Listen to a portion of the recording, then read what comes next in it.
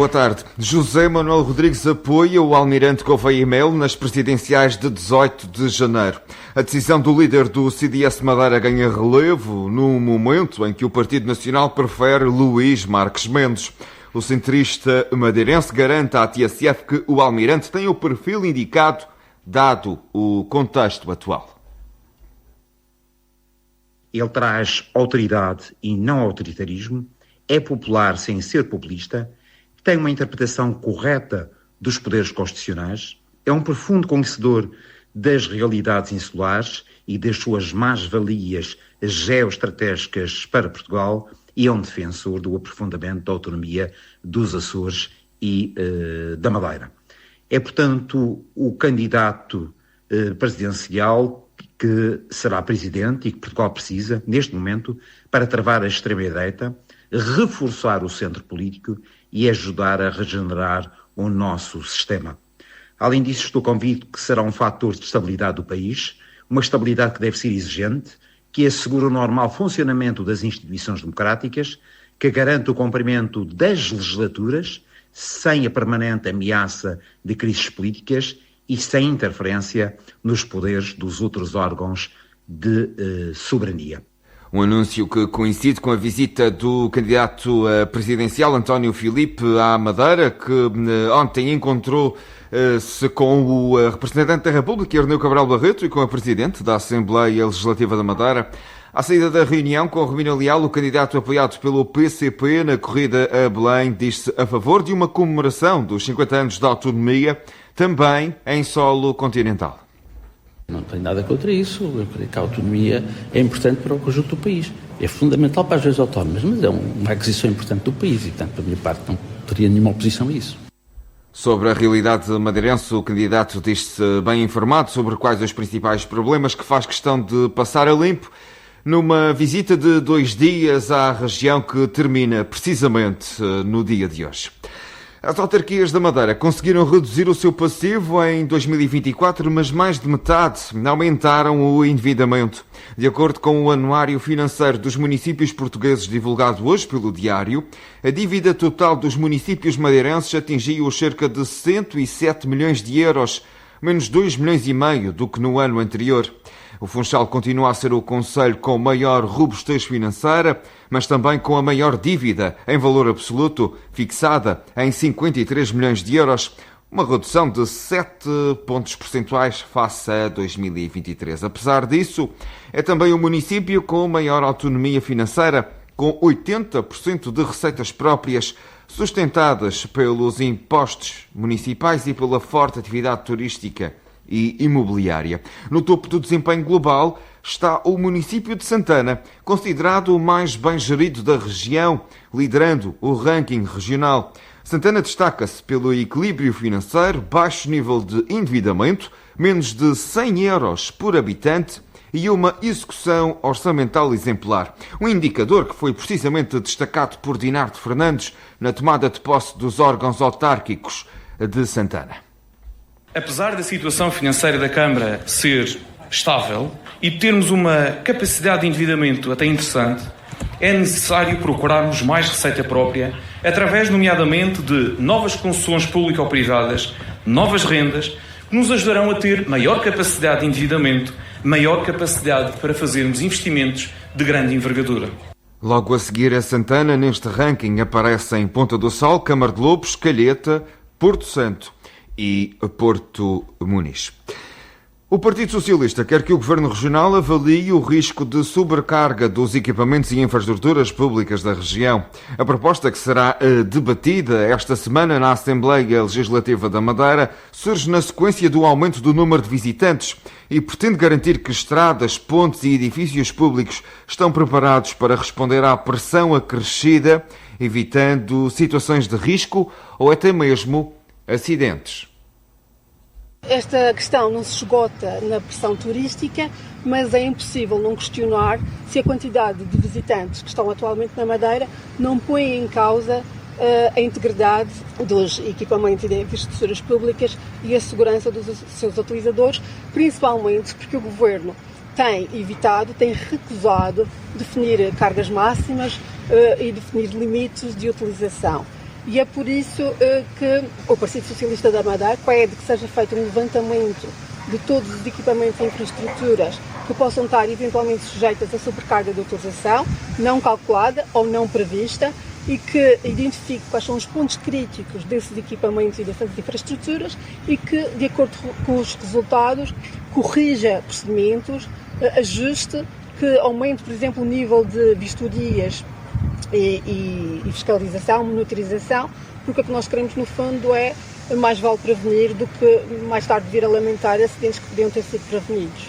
A deputada Sílvia Silva aponta como exemplos as pontes da via rápida que enfrentam maior tráfego automóvel, a rede de saneamento básico, que pode não ter sido dimensionada para a população atual, e ainda os equipamentos de apoio nos percursos pedestres, como varandins, escadas metálicas ou passadiços. Não estamos a falar apenas em teleféricos, estamos a falar em todos os equipamentos e infraestruturas que, de alguma forma, possam estar sujeitos a uma sobrecarga ou um excesso de utilização. Estamos a falar, nomeadamente, da rede viária, com os viadutos e as pontes eventualmente sujeitas a um excesso de viaturas. Estamos a falar da rede básica de saneamento, que eventualmente pode não ter sido calculada para a carga atual que se registra na Madeira.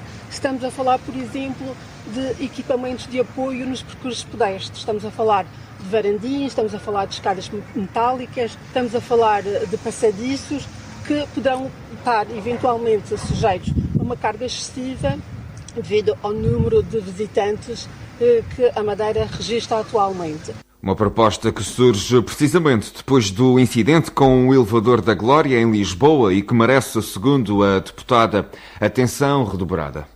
O que é que isto quer dizer? Todos nós, quando foi a tragédia do elevador da Glória, sentimos de alguma forma que se estaríamos verdadeiramente seguros cada vez que utilizamos um equipamento ou uma infraestrutura gerida por uma entidade pública.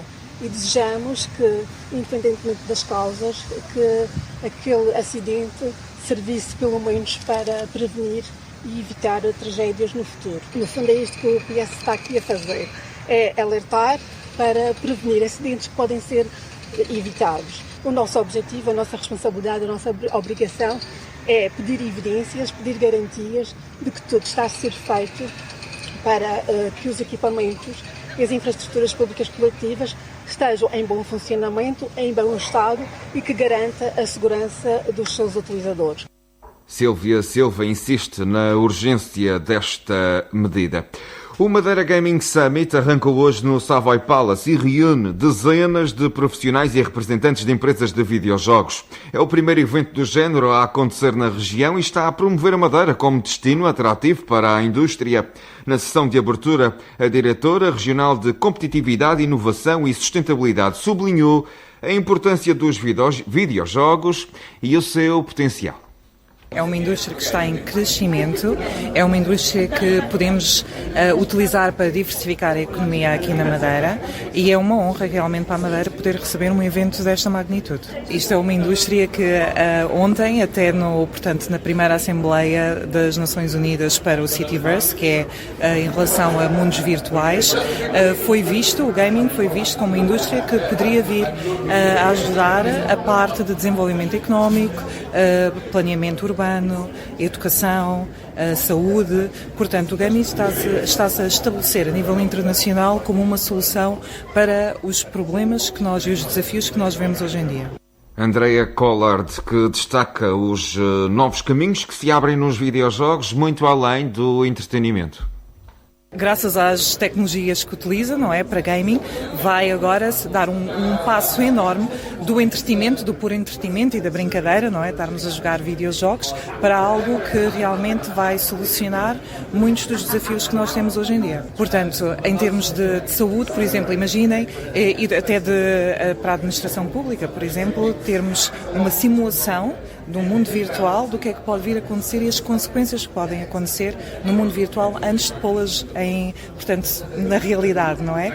E a junção desta virtualidade com o ecossistema físico vai ajudar-nos também a tomar decisões muito melhores e a vermos realmente as consequências daquilo que nós fazemos antes de o fazer. Marco Bettencourt, CEO da Red Cat Pig, uma das empresas de referência na indústria do gaming, que participa neste Madeira Gaming Summit. A Red Cat Pig integra o consórcio Madeira eGames Lab, que organiza o encontro em parceria com a ACIF. Em declarações à margem do evento, Marco Bettencourt sublinhou que a indústria dos videojogos está em forte crescimento, sobretudo em Portugal. É uma indústria em constante crescimento, principalmente em Portugal. Portugal hoje em dia é considerado um polo emergente da indústria dos videojogos. Não só pela qualidade das pessoas que cá estão, como também a grande atração que existe entre os profissionais de outros países em se mudarem para cá, devido à qualidade de vida, à segurança e por aí afora. Ou seja, Portugal nesse momento tem todos os elementos para se tornar um marco, um polo, uma região geográfica de extrema importância em toda a indústria, sem dúvida nenhuma. Indústria que garante também rendimentos acima da média. Os rendimentos das pessoas que estão associadas a essa indústria são rendimentos muito acima da média. E obviamente que isso depois reflete na nossa geografia, ou seja, reflete em pessoas com poder de compra muito mais alto, com uma qualidade de vida superior, e depois é refletido em todo o ecossistema que cá está. E não só nas próprias pessoas, mas também nas próprias empresas que têm vindo a se mudar para cá. Existem vários exemplos em Portugal, como por exemplo a Funcom, Miniclip, Saber Interactive, que são gigantes da indústria de videojogos, que já abriram portas em Portugal e estão também a dar aqui saída a todo o talento que está a ser formado em Portugal. Em Portugal forma-se muito bem nessa indústria, mas é preciso que haja empresas para também absorver todo esse talento. E são pessoas, são jovens, por exemplo, que ao trabalhar, como eu disse anteriormente, ao trabalhar cá, conseguem ter um poder de compra muito superior à grande média portuguesa, o que para nós é ótimo também. Marco Bettencourt, CEO da Red Cat Pig, empresa madeirense de referência na área dos videojogos, a sublinhar que a indústria do gaming está em forte crescimento. O Marítimo venceu ontem ao Oliveirense por 2-0, com um golo em cada parte da partida. No regresso dos madeirenses aos triunfos na competição, o homem do jogo foi Carlos Daniel, que colocou os verde-rubros em vantagem aos 17 minutos com um golaço. Consegui ali recuperar a bola e vi que tinha algum espaço e nestes momentos temos que procurar a baliza para fazer gol e fico muito feliz por ter conseguido. Como sempre temos entrado muito forte em todos os jogos, acabámos por fazer um gol, depois penso que o Oliveirense conseguiu equilibrar um bocadinho o jogo, mas acabámos por cima na primeira parte. A segunda voltámos a estar por cima do jogo, tivemos 2 ou 3 oportunidades de gol, o que tem acontecido também nos outros jogos e não fizemos, mas depois felizmente conseguimos ganhar o penalti e com o 2-0 ficou o jogo mais tranquilo para nós, conseguimos gerir da melhor maneira e estamos parabéns por isso. Danilowicz sentenciou o triunfo dos insulares na transformação de uma grande penalidade aos 70 minutos e no final do jogo exibiu felicidade. Era muito importante hoje para ganhar.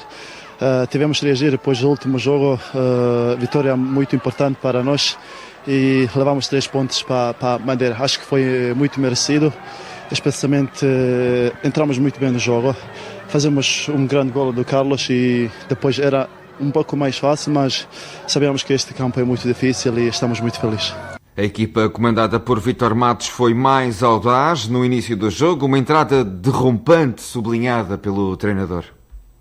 Entramos muito bem, mais uma vez uma boa primeira parte em que criamos ocasiões para marcar de formas diferentes, através da pressão, através do contra-ataque, através de um jogo mais posicional, cruzamento, e fomos procurando, acabamos por num gol do Carlos de fora da área top, fazer o gol. Isso trouxe-nos alguma tranquilidade, sobretudo durante a primeira parte.